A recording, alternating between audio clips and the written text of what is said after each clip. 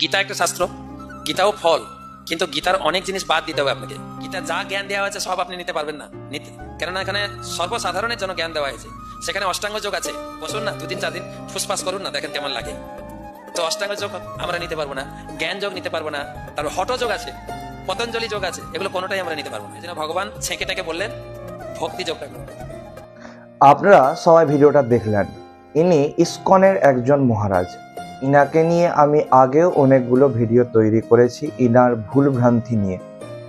ইনি তার বক্তব্যের মাধ্যমে বলছেন যে আমাদের সমস্ত জিনিস গ্রহণ করা যাবে না গীতার, একটাই মাত্র যোগ, ভক্তি যোগটা আমাদেরকে গ্রহণ করতে হবে।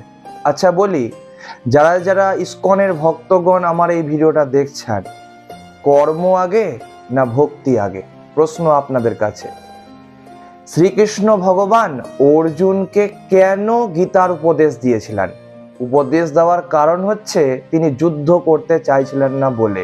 তিনি যাতে যুদ্ধ করেন সেই জন্যই গীতার উপদেশ দিয়েছিলেন। যদি যুদ্ধ করতেন তবে কিন্তু উপদেশটা দিতেন না। যুদ্ধটা করছিলেন না বলেই কিন্তু উপদেশটা দিয়েছিলেন। তো কর্ম করার জন্য উপদেশ দিয়েছিলেন, তো কর্মটা হচ্ছে আগে। আর তিনি বলছেন যে গীতার মধ্যে হঠযোগ আছে। প্রশ্ন আপনাদের কাছে, আপনারা কি গীতা পড়েছেন কোনোদিনও? হঠযোগ কোথা থেকে চলে আসলো গীতার মধ্যে? গীতার মধ্যে কতগুলো যোগ আছে? 18টা যোগ আছে। তার মধ্যে হঠযোগ কত নম্বর অধ্যায়ে আছে একটু জানাবেন কমেন্ট করে। পতঞ্জলি যোগ কত নম্বর অধ্যায়ে আছে একটু কমেন্টের মধ্যে জানাবেন। আসলে ইনারা হয়তোবা কোনোদিনও গীতা পাঠের বইটা ঠিকঠাক করে পড়েননি। যদি পড়তেন তবে হঠযোগ কিন্তু দেখতে পেতেন না। আর ইনারা সব সময় ভক্তি ভক্তি ভক্তি ভক্তি, কর্ম ছাড়া কখনোই ভক্তি আসে না।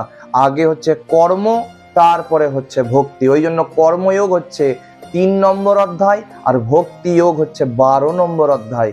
প্রতিটা গীতার প্রত্যেকটা যোগের আমাদের জীবনে প্রয়োজন আছে। একটা যোগকে কিন্তু বাদ দেওয়া চলবে না। এই হচ্ছে আমার বক্তব্য।